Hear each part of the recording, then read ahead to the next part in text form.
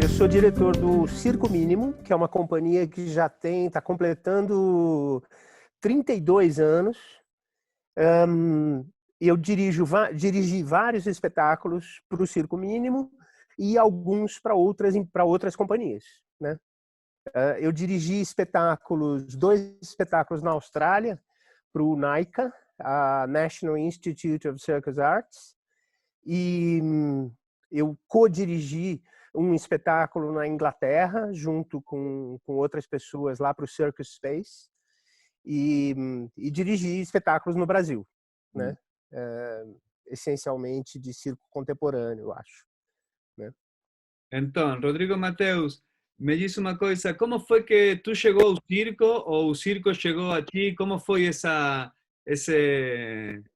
acercamento ao circo?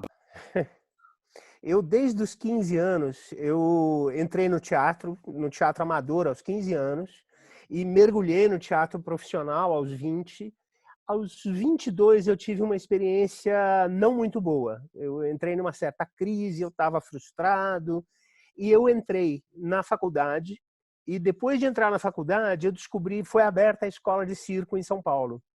E o dia que eu fui visitar a escola de circo, eu fiquei apaixonado, completamente apaixonado. Tinha umas 30 pessoas treinando ali, eu fiquei louco, eu falei, eu tenho que fazer isso. Larguei tudo que eu estava fazendo, continuei fazendo aula na faculdade de manhã, mas comecei a treinar na escola de circo à tarde, e passou 2, 3 meses, eu larguei a faculdade e comecei a treinar de manhã e de tarde.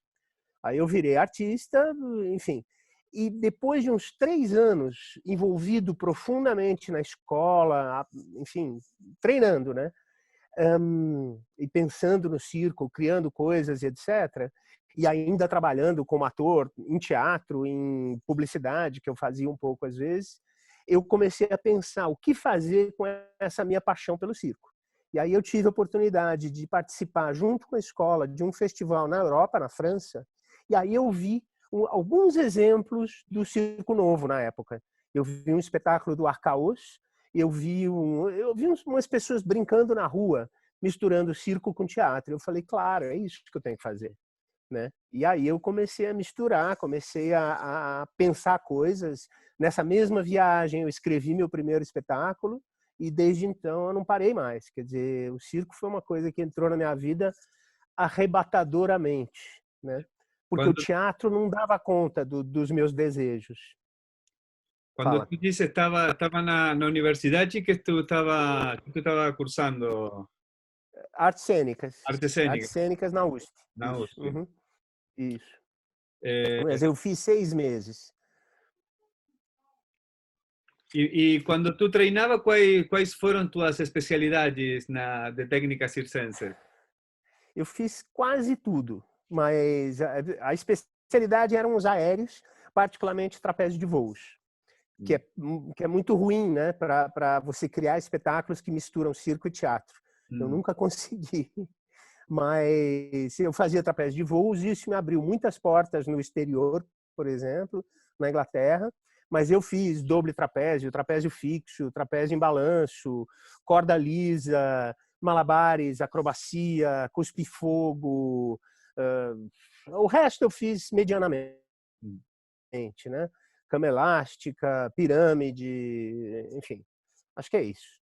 Me diz uma coisa, pensando já agora em tu rol como diretor de espetáculos, tu vê qual seria a potência e qual vê como uma debilidade no circo, na especificidade do circo, como um gênero expressivo? Quais seriam, se é que tem alguma debilidade e se é que tu pode destacar alguma potência particular da linguagem? Olha, o tipo de espetáculo que eu gosto de trabalhar, que eu gosto de fazer, mistura elementos do circo, do teatro e da dança, sem nenhum preconceito, sem sem nenhum problema. Ou seja, o circo entra sempre com uma potência de comunicação. Essa coisa fácil que o circo tem de acessar qualquer plateia,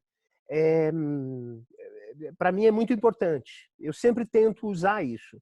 Então eu adoro os grandes truques, adoro truques que são impressionantes, mas gosto de contextualizá-los. Então a plateia, quando vê meus espetáculos, ela tem uma camada de compreensão talvez um pouco mais aprofundada, mais difícil, né? E uma camada de fruição, né? Que é muito fácil, que é a do truque circense. Então, eu acho que é por isso que os meus espetáculos, em geral, vão bem. Assim, em geral, a plateia gosta, a crítica gosta, por essa questão. Os espetáculos circenses são invariavelmente os mais populares, né, do que do teatro ou da dança. Essa é a grande potência do circo. Essa possibilidade de comunicar diretamente, porque o risco é real, está na nossa cara, né? Existe uma proeza, e essa proeza sempre agrada. Tem um estudioso brasileiro que fala que o teatro, nos últimos 20 anos, tem buscado esse estado, essa proeza circense, esse risco, se colocar em risco em cena, é uma coisa cada vez mais importante. E o circo faz isso desde que foi criado, né?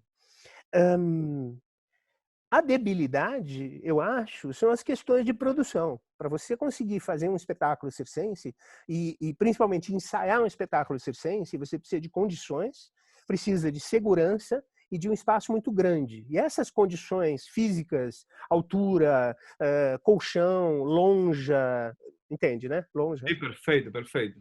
Tá. Essas condições são muito caras. E isso torna o trabalho muito complexo.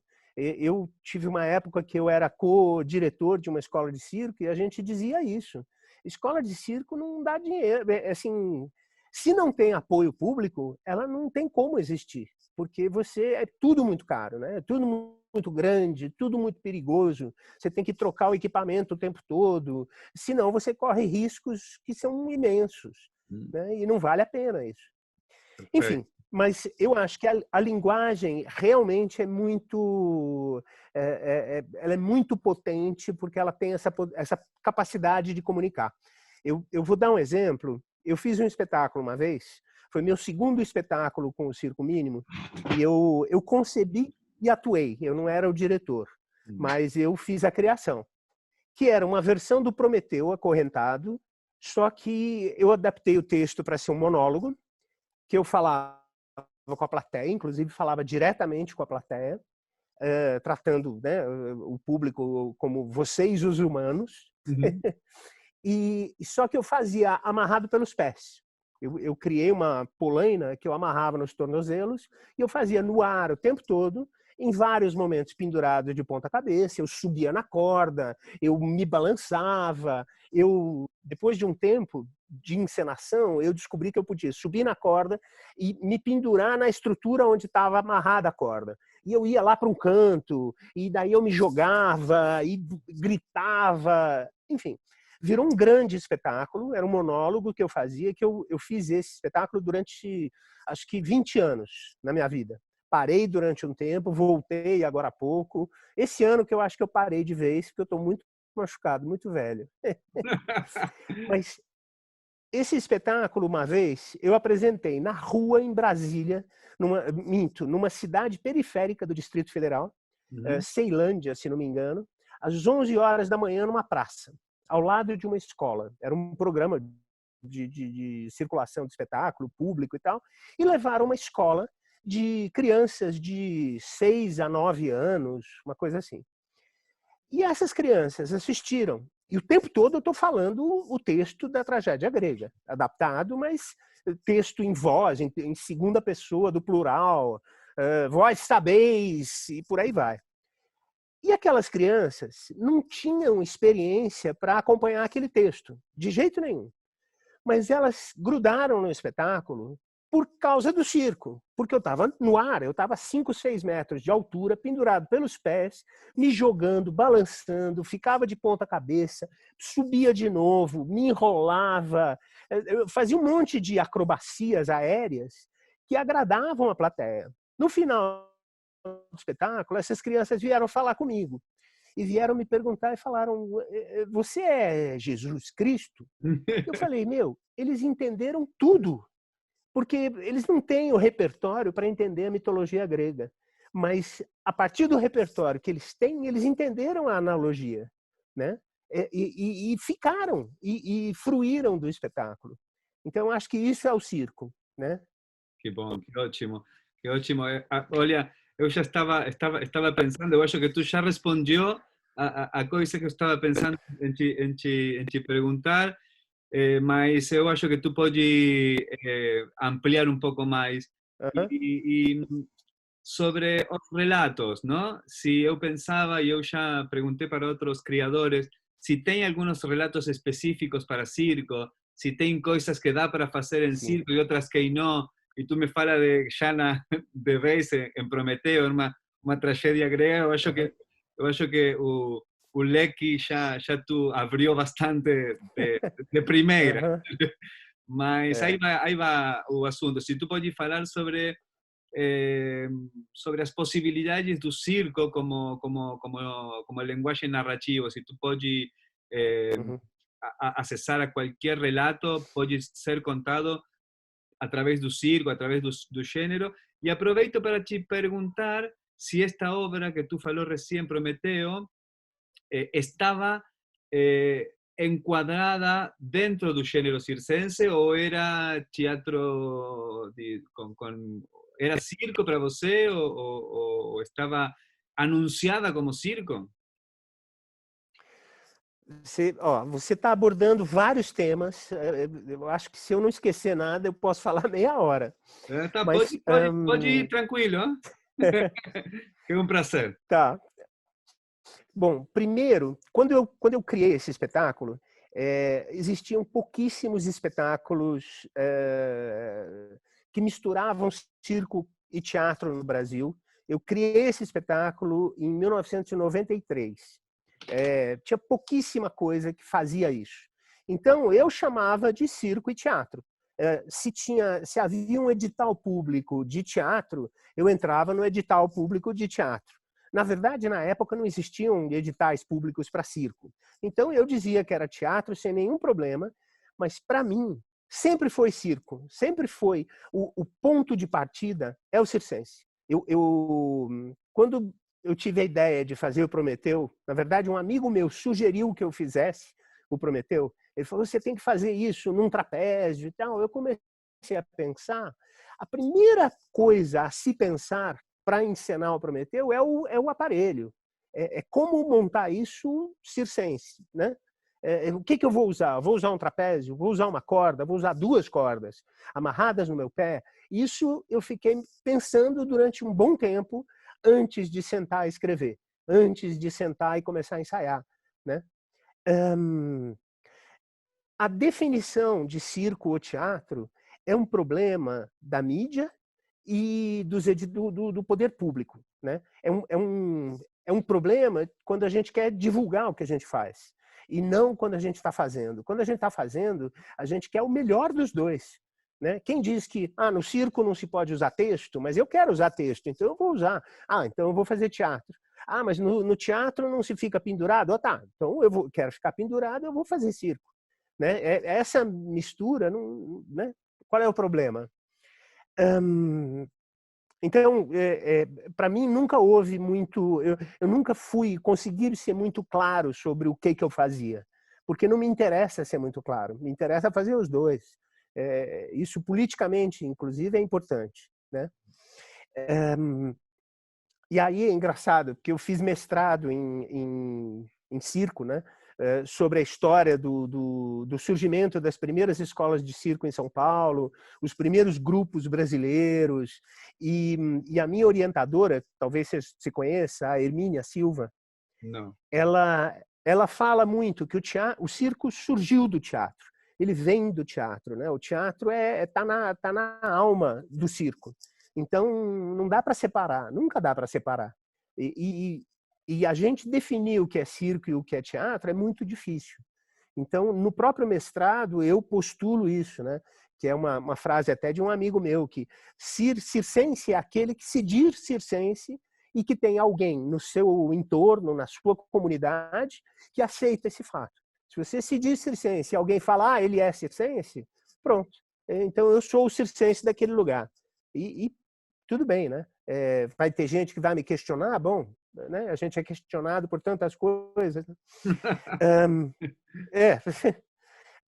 um, qual foi o... tá. Se existe alguma limitação. Eu tenho a impressão, eu tenho uma crença, pelo menos, que o circo, a força do circo, está nas metáforas, está nas possibilidades metafóricas. É claro que ele tem uma coisa muito concreta, que é você fazer o truque ao vivo, na frente do espectador, e isso torna o espectador... ele se envolve com você, você agrega uma empatia muito grande, mas quando você consegue agregar significado a esse truque, alguma metáfora, né? Por exemplo, eu durante muitos anos fiz um duo de trapézio que tinha truques fortes, mas que era uma relação amorosa, era uma trajetória de uns 10 anos numa relação amorosa. Começava com a paixão inicial, o tesão, e terminava numa raiva, num cansaço. E isso era muito forte, porque o trapézio, ou o risco do truque, passava a significar os riscos da paixão, do amor, né? E as pessoas viam isso com muita clareza. E aí a gente consegue fazer com que o circo se amplie, a possibilidade narrativa do circo se amplia. Com esse mesmo número, a partir desse número de doble trapézio, com essa mesma atriz, que é uma artista neozelandesa que eu conheci na Inglaterra o tempo que eu morei lá, e a gente trabalhou junto lá. Depois que eu voltei para o Brasil, eu consegui trazê-la e a gente criou um espetáculo de 1 hora, dirigido por um coreógrafo, por um bailarino, diretor de espetáculos de dança. Então ele trabalhou a linguagem de dança com a gente e uma narrativa sem texto, e que era uma narrativa baseada nos 7 pecados capitais a partir de um relacionamento amoroso. Então ele expandiu essa questão, né, o casal que se encontra, as duas pessoas que se encontram, são atraídas uma pela outra, tem o tesão físico, tem a briga, tem uma luta, tem a inveja, tem o desprezo, tem a avareza e termina na preguiça de um casamento de 30 anos.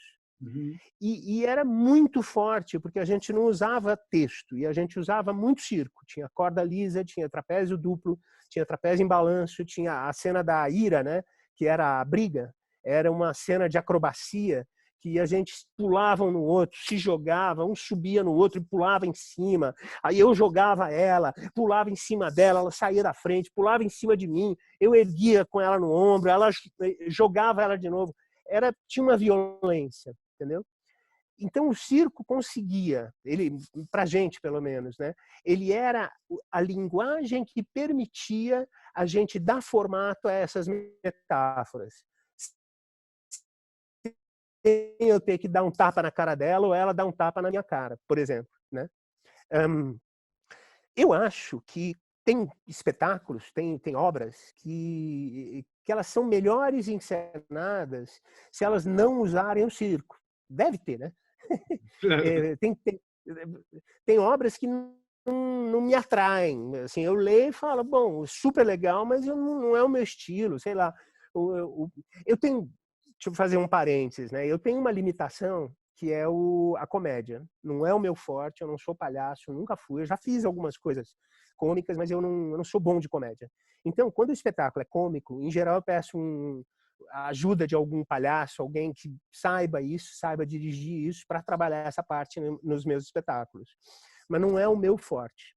Então, eu me atraio menos por obras desse feitio, por exemplo. Eu nunca me interessei por montar Molière, comédia de costumes, sabe? Essas tramas muito fortes, com muitos personagens, você começa a ter que respeitar muito o texto para utilizar o circo.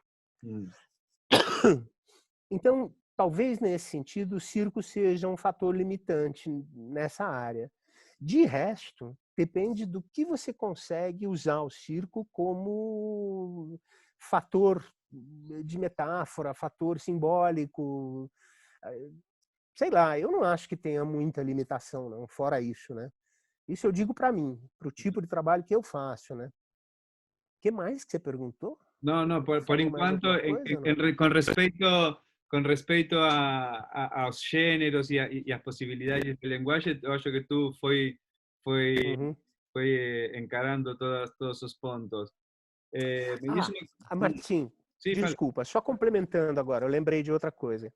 A minha limitação é a minha limitação. Não quer dizer que a linguagem sofra da mesma, óbvio. Claro. Então, quando a comédia de costumes, por exemplo, usa de elementos circenses, do palhaço, da acrobacia cômica, do slapstick e vários outros elementos que o circo já descobriu, da magia, da prestidigitação, da manipulação de objeto, você consegue, de novo, ampliar o espetáculo que, se fosse só teatral, seria mais limitado, acho, né? Não é só teatral, nunca é só teatral, né? Você pode fazer teatro de boneco, você pode ir para dança, você pode fazer mímica, você pode, né? Tem milhares de possibilidades, mas o circo pode sim trabalhar essas linguagens, né? Só não é um forte para mim.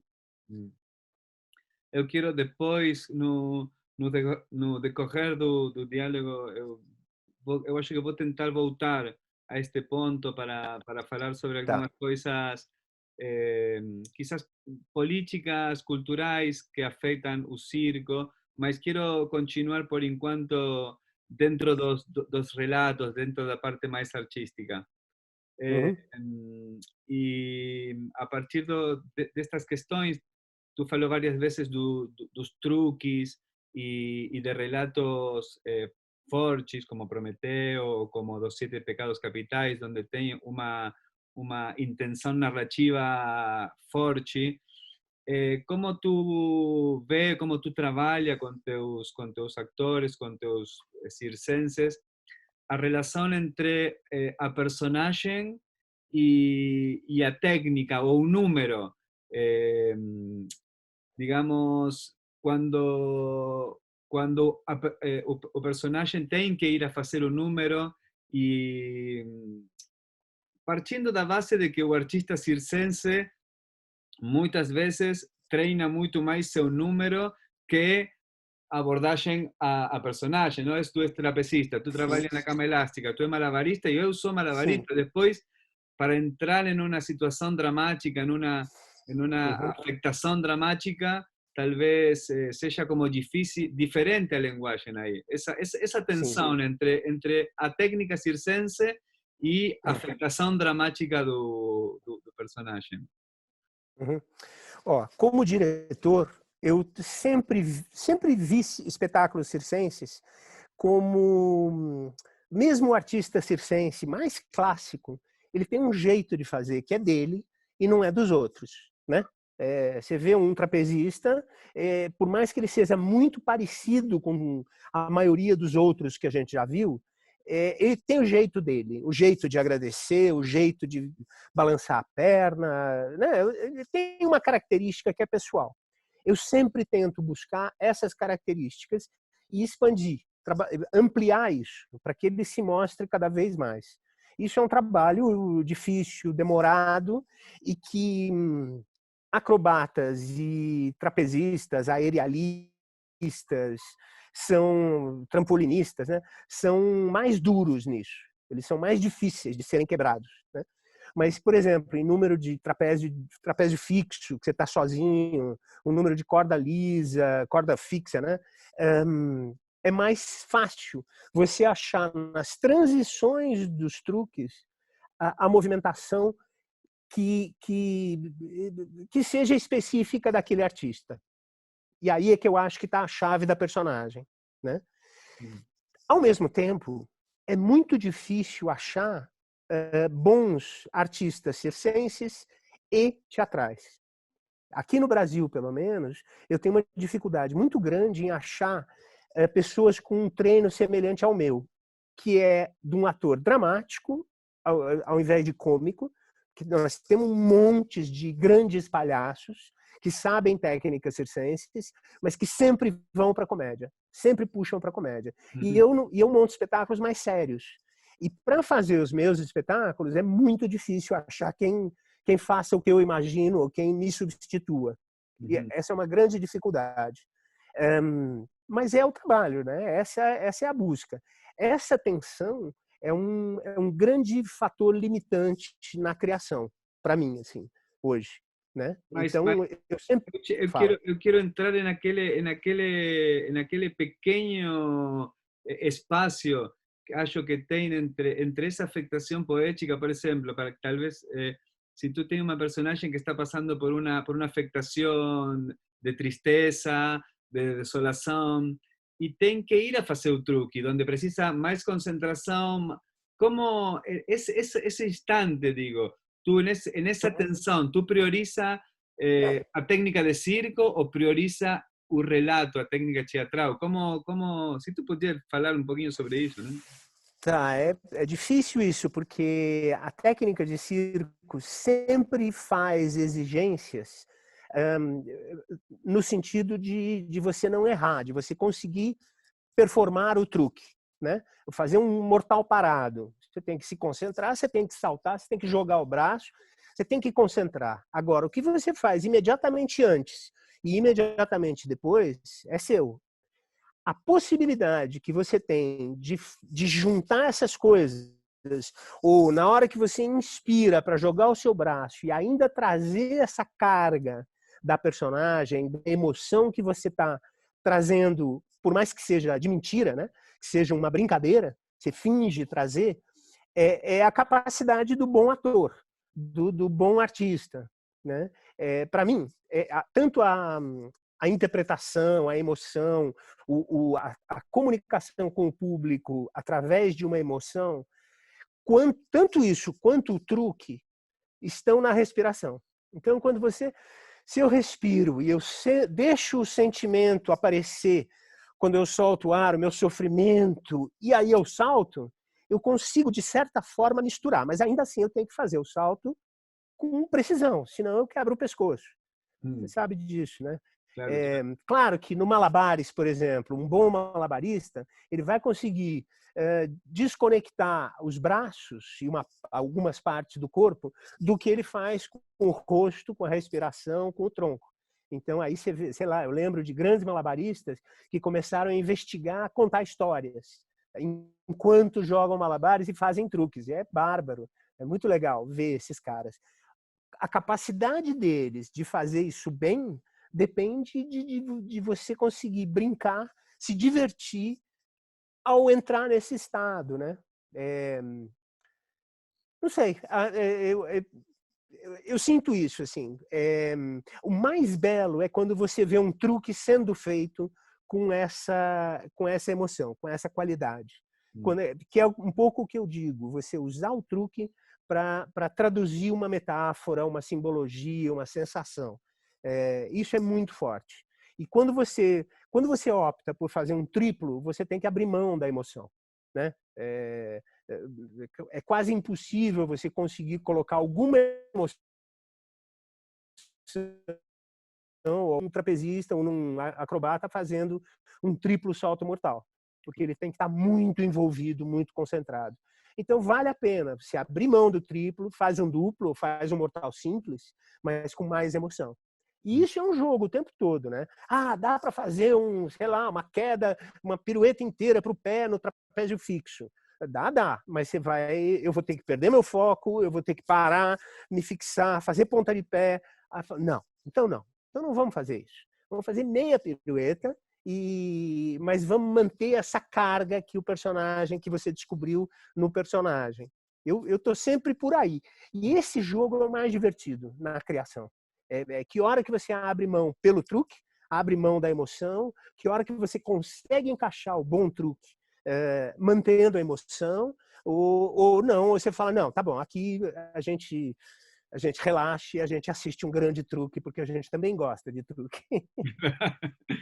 E me diz uma coisa, quando tu tem vários números com várias técnicas em um espetáculo, e aí vou tentar falar sobre a relação entre a cena dramática, a cena narrativa e o número, a dramaturgia interna do número, ou a unidade do número circense, não? Sim. Como tu brinca, como tu manipula essas duas situações, o número e a cena narrativa que tu vai contar. Se estão sempre juntas, se tu consigues, se é de tu interesse, que o número vai para um lado, a narrativa vai para o outro, misturar. Como tu lidou até agora nesse aspecto? Uhum. As condições de produção falam muito a respeito desse tipo de espetáculo, né? Eu não dirigi muitos espetáculos com muitos artistas, com muitos atores, artistas circenses. Uma das minhas primeiras direções foi uma adaptação das Aves, que era uma comédia grega, né? Da mitologia não, lá de antes de Cristo, das Aves, com 23 atores circenses de um curso que eu dava. Então, mas aí eu coloquei todo mundo a favor da narrativa. O foco principal era a narrativa e eu tentava misturar com as técnicas que eu sabia que eles tinham, né? Como eram as aves, a gente pôde explorar muito os aéreos, enfim.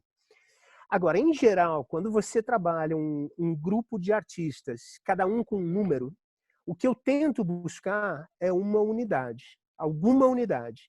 E eu abro mão, eu não busco, por exemplo, contar uma história. Acho que eu nunca fiz isso. Mas eu busco um universo comum. O que você falou, um universo, uma unidade.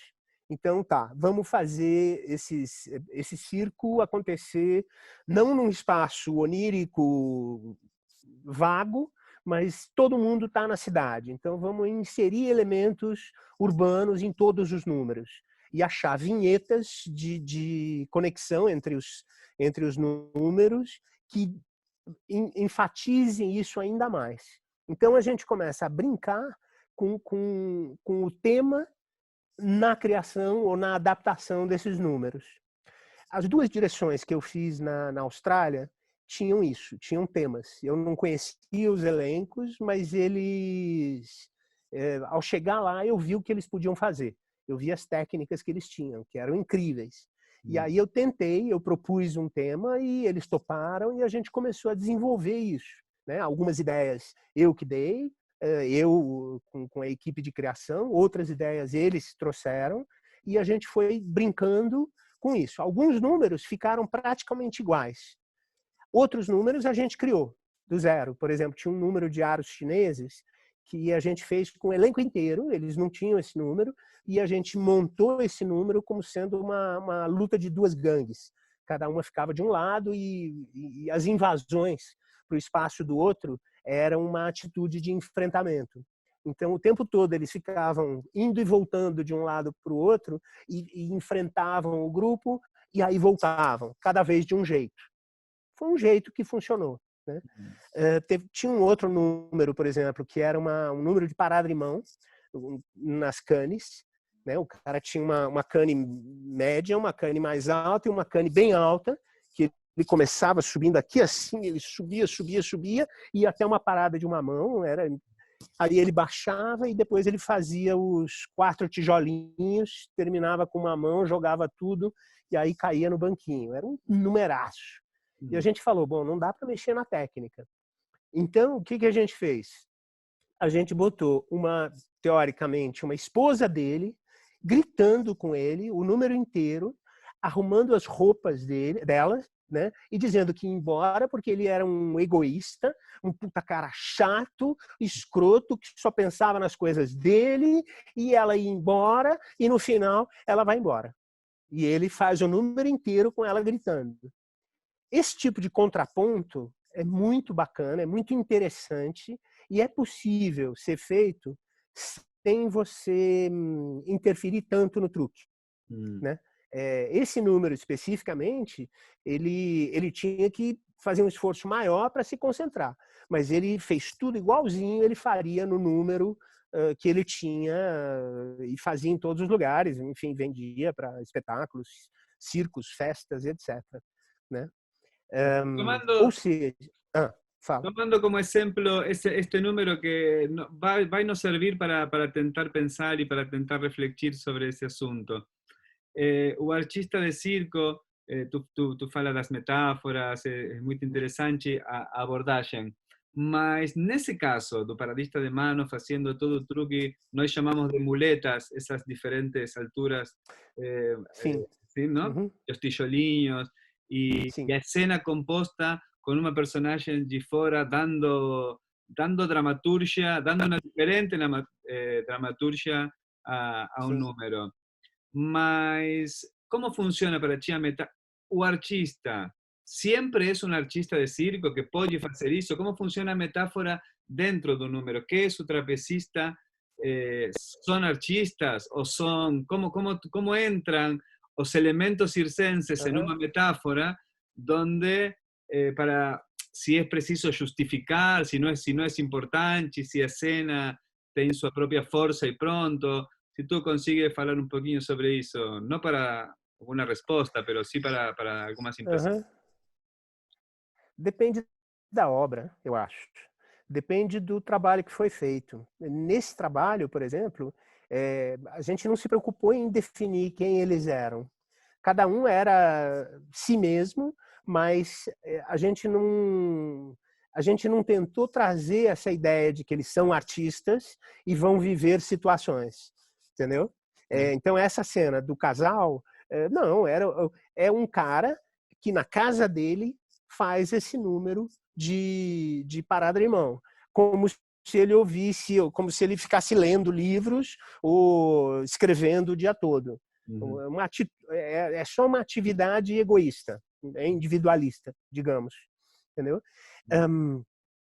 Outros espetáculos, eles são artistas. A gente tenta esclarecer que eles são artistas, mas isso é definido na narrativa. Por exemplo, um espetáculo que não fui eu que dirigi, na verdade foi minha esposa, que é palhaça e é diretora também, e ela me dirigiu junto, eu e um palhaço, e a gente conta as histórias do Simbá o Navegante, das Mil e Uma Noites. Só que o tempo todo são dois artistas chegando para contar uma história. E aí a gente vive a história, contando na terceira pessoa, mas a gente vive a história. E aí a gente sai da história e fala... E o palhaço briga comigo e fala, posso eu fazer o Simbá agora? Eu falo, você quer fazer o Simbá? Então tá, acerta aqui. Se você acertar onde está a bolinha, você pode. E ele sempre erra, lógico. Né? E ele não consegue. E esse é o ponto cômico fundamental do espetáculo. Quer dizer, mas não precisa, né? A plateia, eu acho que tem algumas premissas para mim que são muito importantes. A plateia tem que entender o jogo que a gente está propondo. E se existe um jogo de imaginação, a plateia gosta, né? Se vamos agora. Agora eu estou na minha casa, entra um jazz, e eu começo a fazer uma parada de mão. E entra a minha esposa de calcinha e sutiã e começa a arrumar as roupas dela, você fala, hã? E começa a rir, porque você aceita aquilo. Você entende, depois de 3 segundos, e você se diverte com a loucura daquilo. Ninguém faz isso em casa, mas no jogo do espetáculo, as pessoas aceitam que aquilo seja uma coisa. Então, a necessidade, eu acho, é essa, é colocar em algum lugar ou de algum jeito que as pessoas, que seja acessível para as pessoas. Né? O Prometeu, quando está amarrado pelos pés, claramente, ele logo de cara, ele começa a brigar. Terra, ventos, vejam o que fizeram comigo, estou aqui acorrentado e tal. E aí vem o sofrimento todo e fala, porra, tadinho, o cara tá mal. E pronto, né? A situação já está esclarecida, né? Um dos últimos espetáculos que eu dirigi eram 4 artistas que estudaram na Europa, fizeram escola na Bélgica, no Canadá e tal, e voltaram para o Brasil, e eles queriam montar um espetáculo diferente, que trouxesse as inquietações deles e tal, e me convidaram para dirigir. Eu fiquei muito honrado com isso, porque eles são ótimos, e eu gostei muito das experiências que eles propuseram, né? E a gente queria muito falar sobre isso, sobre o que é circo. Então, claramente, eles entravam na primeira cena, eles entravam, subiam num rola-bola, sabe? Sí, sí, sí, Aquele Eles subiam no rola-bola, um microfone, e eles começavam a falar um texto. Boa noite. E aí, longos silêncios. Estamos, silêncio, aqui, silêncio, espetáculo. Aí vinha um outro e voltava esse som gravado, era um loop de som gravado, né? E os 3 artistas, cada um que entrava ia complementando esse texto. E que era super divertido. Ou seja, a gente entendia que eles eram artistas circenses apresentando um espetáculo de um modo estranho. E aí essa estranheza era a experimentação do espetáculo inteiro. Entendeu? Então, nesse espetáculo, por exemplo, um dos números que eu mais gosto é um malabarista ótimo, que tem figuras super diferentes, incríveis. E ele pegava 9 claves e ele jogava para derrubar. Ele não se preocupava em pegar as claves. Ele jogava, pegava, jogava, caía uma, pegava a outra e jogava e fazia lançamentos interessantes, movimentações interessantes, e o tempo inteiro jogando as claves no chão, deixando as claves caírem. E era derrubar as claves, o jogo inteiro, a cena toda, enquanto um baterista no meio da cena pirava cada vez mais com o som. E era o caos do espetáculo, era a cena final, então não tinha muito significado explícito, muito claro. Era um caos de encerramento, né? Ou seja, eu vejo algumas coisas mais forçadas, às vezes quando o circo se vincula com o teatro de uma maneira muito, muito estreita e pretende uma suposição de que algumas técnicas de circo fiquem escondidas num relato. Por isso pergunto sobre essas tensões, que tem muitas experiências muito interessantes.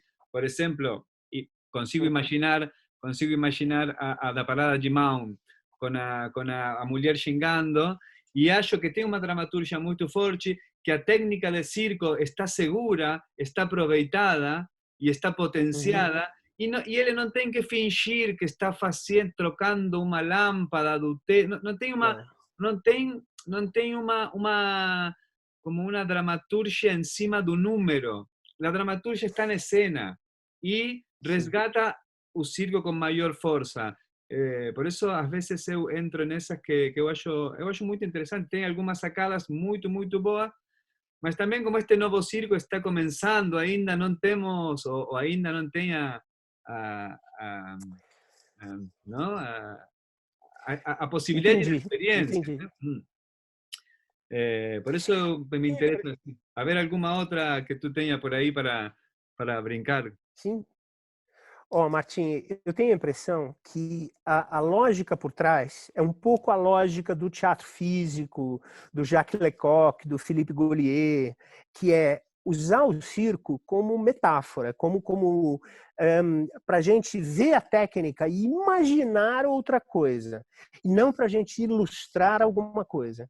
Então, subir no ombro do outro para trocar uma lâmpada é meio bobo, porque você fala, bom, mas tem uma escada em cena, por que você não usa a escada? É mais fácil, né? É que nem o balé que quer falar, mas não pode falar. Então você fala, você fala, entendeu? Dá um abraço, dá um beijo na boca, ou fala, né? Não fique tolhido pela linguagem. Isso que não funciona. Eu acho que é isso. O circo não serve como ilustração. Para mim, ele é muito mais potente como símbolo, como metáfora, como analogia, talvez, mas sempre sugerindo alguma outra coisa. Até porque o circo trafega muito na área da dança, né? Isso era uma coisa que eu queria falar mais cedo e esqueci. Eu trabalho muito a partir de alguns gestos, né? Às vezes a gente pega uma ideia do espetáculo, a gente tem uma ideia de tema, então a partir desse tema eu peço para os artistas, cada um criar um repertório de gestos seus. Depois eles aprendem dos outros, tem umas coisas, mas a gente brinca com esses gestos para que esses gestos sejam as características físicas da personagem, de cada um. Então eles só podem usar esses gestos como elemento para diálogo, para falar com a plateia, para se expressar. E eles vão usar esses gestos nos números que eles têm, misturados com as técnicas. Então, eles têm que fazer um mortal e fazer um gesto.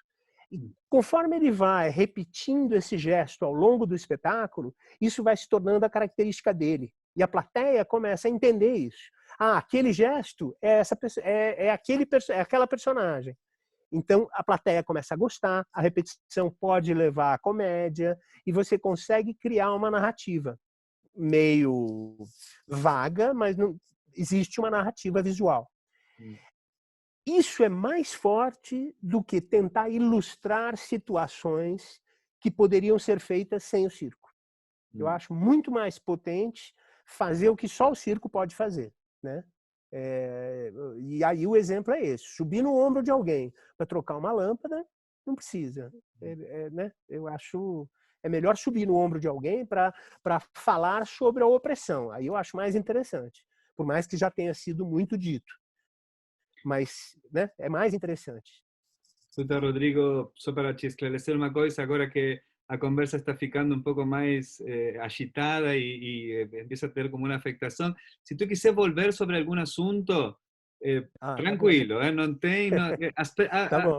o fato de que eu te faça algumas perguntas é só para incitar o diálogo e tentar, mas se tu quiser voltar sobre algum outro assunto, é mais, eu também, às vezes, não sou reportero, sou artista também, então me interesso e às vezes Claro. também volto. Mas na excitação parece que a coisa também vem, e nós aproveitamos isso no diálogo, né? Tá bom, tá ótimo. Pensando nos procedimentos mais formales, por dizer alguma coisa, e na construção de espetáculos, nos ensaios, não? Então, como tu lida com estas questões do ensaio e o cansancio físico, a técnica e a partitura e o repertório e algumas coisas que eu acho que são próprias da linguagem de circo, porque tem uma exigência física muito forte, a precisão e às vezes, não sei, por exemplo, não? Só para ilustrar um exemplo, se tu tem que fazer uma pirueta e essa pirueta vai dar como resultado uma emoção no que enxerga, no que assiste, como actor também, mas depois eu não posso fazer 14 vezes a pirueta porque também tem uma limitação física. Claro. Podemos falar um pouco sobre essa construção dos ensaios Sim. e a exigência física e algum procedimento que tu tenha formado. Eu tenho a impressão que isso é um dos grandes problemas do circo, né? É essa limitação e que poucas pessoas entendem. Em geral, quando outros diretores vêm dirigir a gente, né, em espetáculos circenses, eles estão acostumados para você fazer de novo, e de novo, e de novo, por 10, 20 vezes a mesma coisa no mesmo dia. E eu acho que esse é um dos elementos que fazem com que as companhias ou os artistas convidem a ex-circenses ou diretores circenses para os trabalhos, porque a gente entende isso, né? Agora, ao mesmo tempo, existe você consegue fazer, por exemplo, colocar o artista numa situação de improviso e fala para ele, ó, você vai improvisar, você vai desenvolver essa emoção e esse personagem, essa movimentação, e vai chegar na pirueta. E quando você terminar a pirueta, eu quero que você olhe para a plateia e me dê o que você sinta. Aí o cara vai lá e faz. Aí você fala, ótimo, lembra disso. Agora nós vamos repetir, igual. Aí ele repete. Aí ele fixa algumas coisas, outras ele esquece, etc. Aí você fala, tá bom, agora, para você não se matar, porque você está ficando cansado, você, ao invés de fazer uma pirueta, você vai só subir na ponta do pé, mas você vai lembrar da sensação da pirueta e vai repetir, reproduzir a reação no final. Você faz a improvisação anterior, finge que faz a pirueta e reproduz a sensação. Ela não vai ser a mesma coisa, mas você sabe onde você quer chegar. Aí no dia seguinte, no primeiro ensaio, a primeira coisa do ensaio é repetir com pirueta para ele lembrar. E assim vamos, né? Assim vamos indo, respeitando a limitação do cansaço e do perigo, né, do risco, mas de maneira que a pessoa entenda que ela tem esse espaço. para interferir na técnica. E aos poucos ela vai se experimentando e tentando interferir mais na técnica. Porque é isso, né? Você consegue fazer um mortal retinho, tá? Você consegue fazer um mortal com uma mão mais alta que a outra? Ah, vamos tentar. Deixa eu ver. Alguém faz barreira, lonja, segurança. Ah, deu. Ah, tá bom. Então vamos fazer assim. Aí tira a segurança, faz de novo. Legal, né? E aí vai. A gente começa a descobrir essas variações, mas é muito cuidado, muito trabalho, né? De novo, é muita repetição, só que ao longo de mais tempo. Você tem que descansar, você tem que... E, ao mesmo tempo, é o que torna a gente diferente também. Então, não é problema isso, né? Às vezes a gente fala, bom, é isso, esse é o preço da gente fazer circo com teatro, com emoção, com narrativa, com movimentos estranhos, com pontos de vista, ou focos, olhares que são diferentes, ou improvisar com a própria técnica, porque é difícil, né? Mas É, depende muito também da qualidade do artista, né? Porque, em geral, bons artistas treinam durante 4 horas por dia fisicamente. Ou seja, eles conseguem fazer a mesma técnica durante 4 horas. Então, né? Não é tão impossível assim. muchas veces u otro está esperando mientras otro repite y después tiene que entrar no ensayo, É, está frío, va, no, tengo é, que aquecer un poco, tem todos é. unos procedimientos ahí para tentar construir encima de emoción, las improvisaciones y esas cosas, ¿no es cierto? É Eh, verdade. É verdade. Pensemos un poquillo temas, como tu ideas circenses a partir de alguns temas. Tu já falou, claro, não? Do Prometeu é Uhum. bem clara a situação, não? Da metáfora da técnica que tu usou corda, não? Tu usou corda fixa? Usei corda. Uhum. Usou corda fixa, mas Cordas de sisal grossas. e o facto de É, que da narrativa estar amarrada. Mas sim. como vem essas ideias circenses através dessas metáforas a partir de um tema? Eu tenho a impressão que as ideias vêm para todo mundo do mesmo lugar, né? Do desconhecido, do acaso. São inspirações que vêm. Você lê um texto e fala: "Ah, nossa, isso aqui é uma história que eu gostaria de contar", né? Mas uma das que eu mais gostei de fazer, eu fiz um trabalho sobre um geógrafo. Você conhece o Milton Santos? Não. Um geógrafo negro, professor da USP, estudioso sobre a globalização, enfim.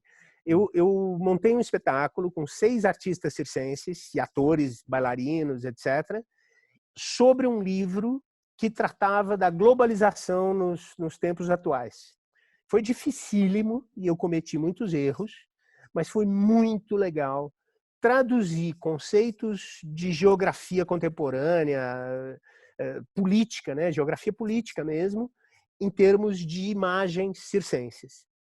Então, o cenário eram 6 mastros chineses e um espaço onde a plateia não tinha espaço para a plateia ficava de pé, espalhada no espaço, e os atores o tempo todo faziam a plateia se mover, e a gente usava essa verticalidade para brincar com a ideia do Milton Santos, que era, ele fala de horizontalidade na sociedade e verticalidade, que são as grandes empresas que vêm numa comunidade e se impõem, né? Essa ideia de verticalidade é um conceito. Então a gente usava isso. E aí a gente começa a brincar com o dinheiro que viaja, virou um truque de magia, enfim. E a gente começou a fazer uma série de brincadeiras a partir do dinheiro, a partir do poder, a partir do consumo, né? Do consumismo e etc. Então a gente usava personagens o tempo todo, a gente usava técnicas e situações visualmente interessantes, né, dos personagens no ar, das personagens dançando no meio da plateia, das personagens congeladas no mastro chinês, por exemplo, ou uma em cima da outra, tudo traduzindo um conceito. Agora, essas ideias, não sei, às vezes eu vejo ideias que eu falo, não, isso não funciona para circo. Não, acho que, para mim, na minha linguagem, não é circense. Uhum. Mas eu tenho a impressão que é uma limitação pessoal. Eu acho que você pensasse na mesma,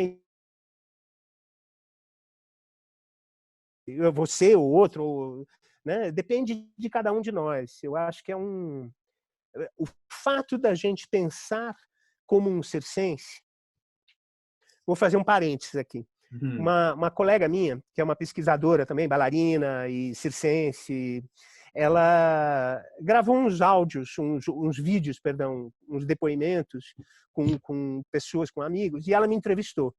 E ela falou, por que você se considera circense e não outra coisa? Ou, enfim, o que é ser o circense? E eu, na hora, olhei bem e falei, olha, eu acho que o que muda para mim é quando eu entro num espaço.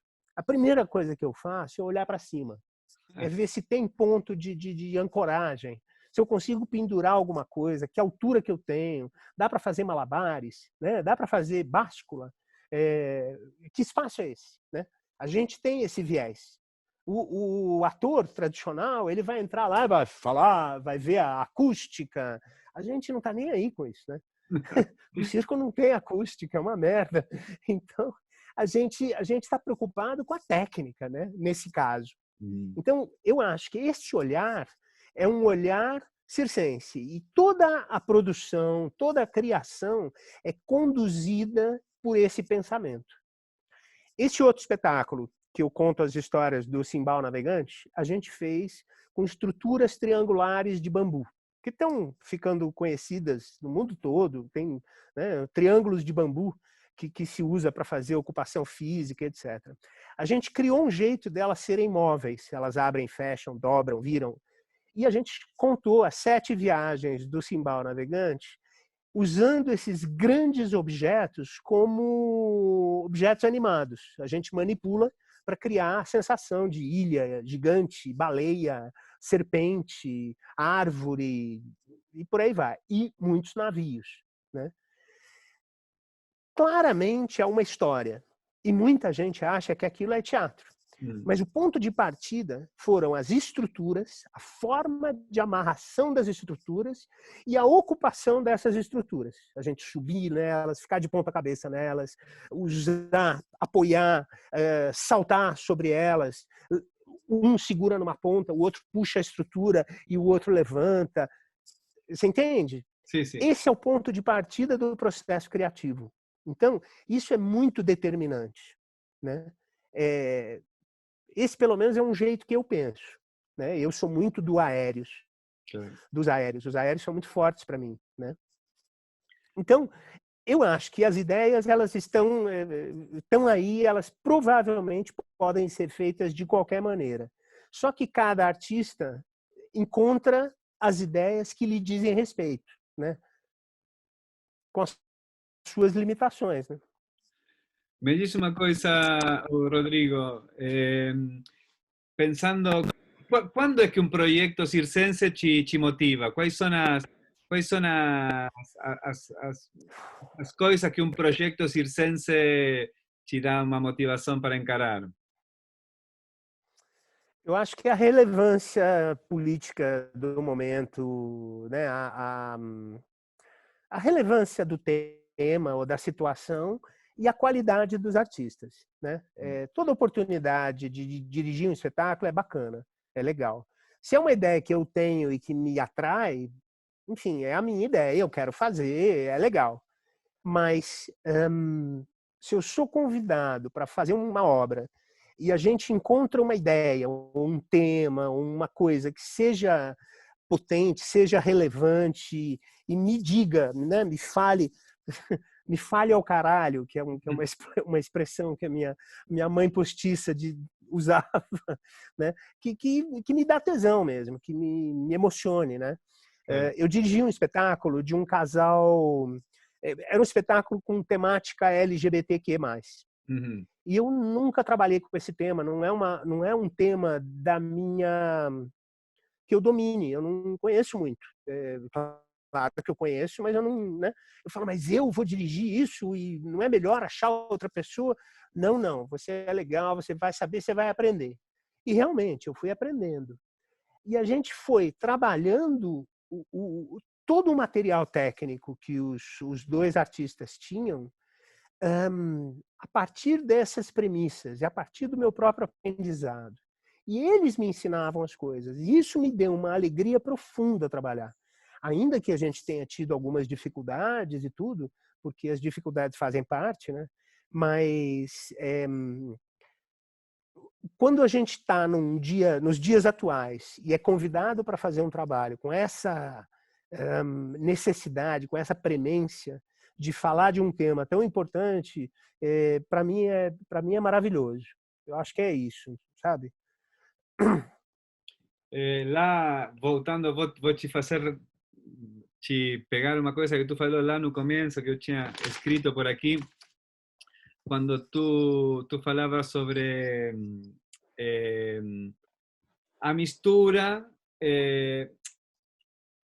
e que para ti não é muito importante ter, se é circo, o relato em si mesmo, como catalogar ou como dividir. Sim. E eu te pergunto, tem alguma necessidade, pelo facto da potência, de entender se algo é circo ou não? Eu tenho a impressão que a plateia precisa um pouco disso. A plateia Perdão, fica perdão que muito... se tu pode, é interessante, tu já pegou na plateia, é ótimo, mas também pensando na política cultural ou pensando na Sim. classe artística, que se tu pode também, além da plateia, que eu acho interessantíssimo pensar. Uhum. Do ponto de vista da plateia, às vezes ela precisa saber o que ela vai ver, ou minimamente. Se ela vai ver um espetáculo de dança e chega lá, tá todo mundo fazendo circo, eu já vi muita gente sair irritadíssimo, falando, mas isso não é dança, é circo. E você fala, bom, se você soubesse que era circo, você ia gostar? Pode ser. Você fala, bom, então você está errado. Você vem num lugar errado. Nesse sentido, às vezes é importante dar essa informação. Por exemplo, um amigo meu viu esse espetáculo dos Sete Pecados Capitais e a gente contou para ele, é uma relação amorosa baseada nos Sete Pecados Capitais. Só que isso não fica claro no espetáculo. Os Sete Pecados Capitais foi uma premissa para nós. Nós criamos 7 cenas, cada uma baseada num pecado capital, criamos mais umas 2 ou 3 de intervenções que não tem pecado capital, só serviram para conectar as cenas, mas a gente trata de um relacionamento amoroso. Esse meu amigo ficou furioso, ele falou, eu não entendi, não sei quais eram os pecados capitais, não está claro o espetáculo. E todo mundo ama esse espetáculo, foi o meu maior sucesso, eu acho. Então eu falo, bom, neste caso ele tinha informação a mais, ele não precisava saber disso, sabe? Eu acho que, às vezes, a gente tem que pensar muito, sim, na informação. Então, às vezes, é importante explicar para o público que é circo, para ele saber o que esperar. E quando o circo apresenta lugares diferentes, estranhos, esquisitos, aí isso vira uma surpresa, que pode ajudar ou atrapalhar. Mas, em geral, na divulgação, você fala, é um circo contemporâneo, é um circo que busca tratar tal tema, não sei o quê, sei lá. E aí você, mais ou menos, coloca o espectador num lugar um pouco mais confortável. Né? O espectador não gosta muito de ficar completamente sem pé, né? Sem chão. Assim. Do ponto de vista da política cultural, o que eu acho que a gente tem que fazer é explicar para os nossos líderes que as artes são móveis, movediças, transformadoras. Todo ano tem coisa diferente, tem coisa que tem que mudar. E é assim, a vida é assim, desculpa. Né? Por mais que a gente precise lutar para que haja dinheiro e haja política pública específica para o circo, a gente tem que lutar também para que as obras possam ser fluidas, possam ser... O teatro pode pleitear um dinheiro, uma verba no edital de circo e vice-versa, porque eles dialogam. Essa é a sensação que eu tenho. claro que o seu currículo também é importante e a comissão de seleção vai julgar quem merece mais aquele prêmio, né? Uhum. Mas nesse sentido, os limites das políticas públicas não podem ser restritivos, eles têm que ser ampliadores. A sensação que eu tenho é essa. É interessante esse posicionamento, como que as duas coisas interessantes, a política pública específica para o circo e o fato de poderem ser flexíveis para poder dialogar com outras artes. Aqui temos ainda muito retrocesso em quanto a políticas públicas específicas para o sector. Aí, quando tu falava, eu entro num espaço e vejo aonde posso ter um ponto para pendurar ou para colocar um arame ou um mastro chinês. Uhum. Não tem aqui em Buenos Aires, não tem nenhum teatro onde tu possa fazer, tem pouquíssimos lugares onde dê para Sério? onde dê para oficialmente colocar. Ah, Estamos sim. brigando um pouco essas situações, né? Então, tu lá no começo do diálogo falava sobre tua ida à Europa e tu assistiu ao Caos de Pierrot Vidal, grande referente. Sim. E se tu Uhum. tivesse que trazer aqui a nossa conversa referências, coisas que te influenciaram, artísticas, sobretudo, mas também, não só do circo e do teatro, também pode ser de outras artes. Quais são as tuas fontes de inspiração? Como artista, não para um espetáculo em Sim, sim. particular, tu como artista. Uhum. Olha, quando eu tinha de 18 a 20 anos, eu vi alguns espetáculos muito fortes, extremamente visuais. Eu vi um espetáculo de um grupo espanhol que chamava Andalucia Amarga, que tinha uma retroescavadeira no palco do Teatro Municipal de São Paulo, lutando contra um ator. Era teatro, mas tinha esse trator com a garra, lutava e acabava carregando o ator, e era impressionante aquilo. E era tão potente. Enfim, essa retroescavadeira era o capitalismo, era o poder, era a ditadura, eu nem lembro o que era, mas era algo muito forte, né? Tinha um grupo belga que chamava Plancar, que eu lembro também. Nós tivemos, quando eu estava com essa idade, nós tivemos todo ano quase um festival de teatro internacional muito importante aqui, de uma produtora que chamava Ruth Escobar. Eu acho que você não deve ter ouvido falar dela, porque ela morreu faz um tempo já. Mas ela trazia espetáculos maravilhosos. E essas obras, algumas dessas obras foram, eu acho que formaram o meu gosto, assim. E aí, quando eu vi o Arcaos, que também tinha essa potência visual, tinha essas tensões políticas, né? Essa característica anárquica da ralé da sociedade, né? Tinha o cozinheiro do circo que ia para o palco, arrancava a roupa, mandava o público a merda, mostrava a faca cheia de sangue. Aí vinham os palhaços que vinham cheio de metal, que eram operários. Isso para mim é muito forte. Isso eu acho que formou um pouco o meu gosto, sabe? Eu lembro dessas três obras com muita força, eu acho. Depois vieram outras coisas, né? Mas é coisa do teatro visual, que dialoga muito com o circo. Acho que é muito potente. E confesso, o primeiro espetáculo do Circo du Soleil que eu vi, eu amei, porque era tão bom tecnicamente, as técnicas eram tão fortes, né, o aramista era tão bom, o acrobata era tão bom, o trapézio em balanço era tão bom, que eu fiquei louco. E tudo que eu via de circo naquela época era muito fraco, né? No Brasil, mesmo na Europa, eu vi espetáculos muito fracos. Eu vi um circo de Moscou quando eu estava na Europa, que era aquele circo de Moscou que viajava só na Europa, que era o melhor deles, que eu fiquei louco também. Eu fiquei enlouquecido com o nível técnico desses artistas. Mas por causa da técnica.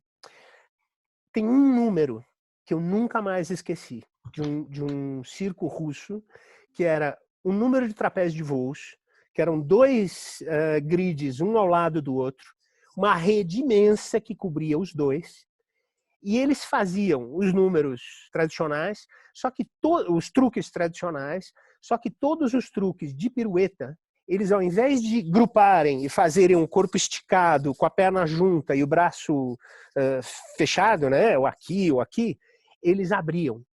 Então, eles pareciam folhas secas voando no ar. Eles giravam mais devagar, mas iam muito alto, giravam lentamente, pegavam na mão do portor com a perna aberta ainda. Era tão lindo aquilo, tão emocionante, que eu não, é outra coisa que eu falo, putz, é possível você usar a técnica para transmitir alguma coisa. E eu acho que tu já várias vezes já passou por estes conceitos, mas vou te levar de novo, mais uma vez, só quase na brincadeira, para colocar formalmente uma pergunta que tu já foi falando. Que tu acha que faz ou quais são as características que fazem de um fato ser em circo? De uma obra ou de um número? Quais são as coisas que fazem ser em circo? Em seu sentido mais poético ou técnico, pode ser, hein? Uhum. Eu acho que muito menos por uma questão acadêmica, porque isso faz parte do meu mestrado. Então eu tenho que respeitar o que eu pesquisei, né? Mas muito menos por esse lado acadêmico e muito mais por um lado poético, eu acho que é ou inusitado ou risco. Você se colocar em risco. E isso, você assistiu um espetáculo que chama Cirque Si, do Johan Guillaume? Sim, Cirque sim, e sim, Si. sim, sim, Cirque, sim, sim. Alguns números Para só. mim é um dos... Hã? Alguns Como? números eu acho que vi, pero é um espetáculo bastante antigo, né? Sim, sim. Uhum. Uhum. Deve ter uns 15 anos, 20 Sim. anos, é. Ele tem 2 espetáculos já. Para mim, é um exemplo maravilhoso do que é circo, sem que o cara faça nenhum truque tradicionalmente reconhecível como circo. Ele se coloca em risco, em perigo, com estruturas o tempo inteiro. E essas estruturas vão crescendo e vão crescendo. Ele vai, sei lá, tem uma que ele entra com caibros de madeira imensos, 3 metros, dessa grossura, assim, e ele vai amarrando numa única corda, e ele vai fazendo uma espiral com aquilo, e vai ficando alto, e ele subindo, e ele amarrando, e ele subindo, e é uma coisa, vira uma coisa imensa, que você fala, isso vai cair. Será que ele vai conseguir? Para onde ele vai? E é incrível isso. E ele não faz nenhum truque. Só que é perigoso, é arriscado, é emocionante, porque você não sabe se ele vai chegar ao final. E você está num circo. Então, esse risco, essa agonia que dá na gente, quando você fala, nossa, eu não acredito que ele está fazendo isso, isso para mim é o circo. Essa é a minha sensação de que eu estou vendo o circo. Né? Claro que pode ser outras coisas. Né? Tem 3 palhaços no palco, o espetáculo inteiro são circo. Né? Mesmo que sejam palhaços sem nariz, sem maquiagem, eles são circo. Né? Mas eu acho que é essa falta de ar, para mim, é o circo. Muito bem, Rodrigo, Mateus, aí da Circo Mínimo, eu te agradeço demais todo este diálogo muito interessante, muito enriquecedor para os fazedores de circo, para mim e eu acho que também Uhum. para outras pessoas que possam assistir.